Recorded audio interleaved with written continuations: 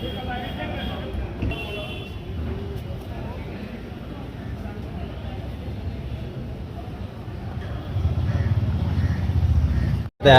गाँव से गई वार्ड नंबर 3। जैसे कि हमारे जहाँ पे क्रशर का काम शुरू हुआ तो हमने तहसीलदार से कहा कि जहाँ पे काम शुरू हुआ है आप जाके पूछो।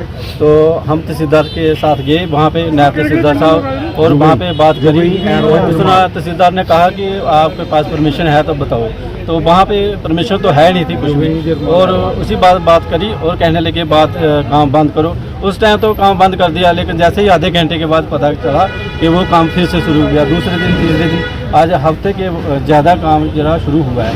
और हमें तो पूछा नहीं गया, हम पंचायत के वार्ड मेंबर हैं, गाँव के नुमाइंदे हैं, सभी हमें पूछते हैं कि जहाँ पे काम लग गया आपको पता है। हमें तो पता तक नहीं, विदाउट परमिशन जो काम शुरू कर किया है। और हम गाँव के यही चाहते हैं कि गाँव के पास ही है, ज़्यादा दूर नहीं है। जो गाँव के जैसा शोर होता है, जैसे एक ट्राली भी फेंकते हैं, तो हमारे गाँव में बच्चे पढ़ने वाले हैं, तो जो जहाँ क्रशर होगी तो हमारे बच्चे पढ़ नहीं पाएंगे। हम चाहते हैं कि जहाँ पे क्रशर ना हो और जहाँ से हमारे से दूर हो लगे तो लगे, हमारे गाँव के पास नहीं लगना चाहिए। हम बार बार यही बेनती करते हैं। धन्यवाद। Thank you.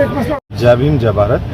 आज हमारे जो जुगई गांव है, यहाँ से एक शिष्टमंडल जो है वो डीसी साहब से भेंट करने आया हुआ था, जिसका जो मुख्य कारण है वो यही है कि हमारे जुगई के एरिया जो है वो उज दरिया का एक किनारा पड़ता है। यहाँ पे उज दरिया के किनारे पे जब भी बाढ़ आती है तो यहाँ लोगों की जगहें, ज़मीनें वो पूरी बह जाती हैं, जिससे बहुत सारा नुकसान जो है वो गांव को उठाना पड़ता था। और अभी सूचना के अनुसार वहाँ पे कुछ जो क्रशर मालिक हैं उन्होंने वहाँ पे काम स्टार्ट करा है। उसके उपलक्ष्य में जब उनसे पूछताछ की गई तो शायद वो बिना परमिशन काम कर रहे थे, उसकी रोक वोक के लिए बोला गया। वहाँ पे उनको मना करने के बावजूद भी वहाँ पे काम चालू देखा गया। तो ये लोग यहाँ पे डीसी साहब से मिलने आए थे। इसी संदर्भ में हमने डीसी साहब से बात भी करी, और यहाँ पे जो लोग जितने भी एकत्रित हुए हैं, हमें किसी एक से नहीं, वहाँ पे जो वाटर लेवल है वो ऑलरेडी डाउन है, जो खड्ड है वो पूरी चैनलाइज नहीं है, जिससे और ज़्यादा नुकसान होता है। हमें क्लियर कट वहाँ पे है कि जब तक लोगों से ना पूछा जाए, यहाँ से किसी से परमिशन नहीं ली गई, किसी से एनओसी नहीं ली गई, किसी से बात नहीं करी गई, और वहाँ पे कंस्ट्रक्शन का काम शुरू कर दिया गया। इसके जो रोष है ये लोगों में है, और इसके लिए यहाँ पे क्लियर वर्ड्स में यहाँ के लोग हैं कि हमें वहाँ पे क्रशर नहीं चाहिए, क्योंकि वहाँ पे ऑलरेडी 5-6 क्रशर्स काम कर रहे हैं, इन वर्किंग पोजीशन में हैं।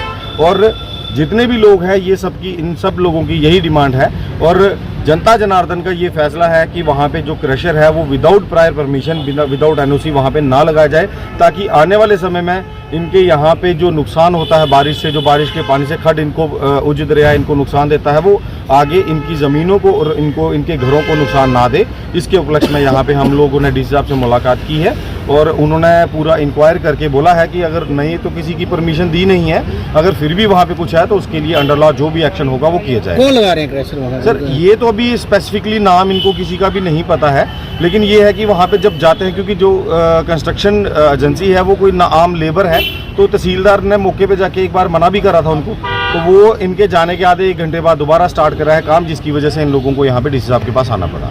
संदीप जी, जैसे कि आपने कहा कि यहाँ पर जो है लोगों की परमिशन, लोगों के राय लेकर की जाए, ऐसा देखा जा रहा है कि जहाँ भी खनन हो रहा है वहाँ लोगों की राय को नहीं शामिल किया जा रहा है। क्या इसमें सरकार कहीं मिली भगत है क्या? देखिए ये तो साफ तौर पे आपके सामने है कि सरकार मिली हुई है, सरकार ही इन सबको ऐसा करने के लिए मजबूर कर रही है, क्योंकि हर जगह पे जहाँ पे भी इन लोगों ने ये कॉन्ट्रैक्ट दिए हैं या जो ठेकेदार हैं उनकी जवाबदारी तो कहीं है नहीं, ये सीधा सीधा सरकार पे ही उंगली जाती है।